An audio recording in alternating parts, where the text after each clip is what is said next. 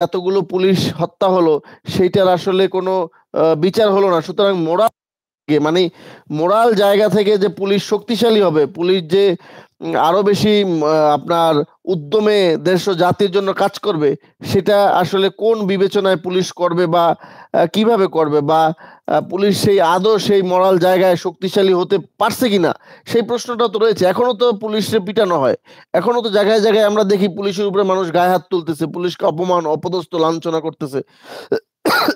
সুতরাং পুলিশকে যদি আপনার মোরাল জায়গায় ফিরাইতে হয়, তাহলে আপনার আইনের শাসন নিশ্চিত করতে হবে। এখানে আইন প্রয়োগকারী সংস্থাকে তাদের আইনের প্রয়োগের ক্ষমতা দিতে হবে। এখানে যে উচ্ছৃঙ্খল যে একটা গোষ্ঠী, সেই উচ্ছৃঙ্খল গোষ্ঠীকে শৃঙ্খলায় ফিরিয়ে আনতে হবে এবং সরকারের সেখানে পদক্ষেপ নিতে হবে।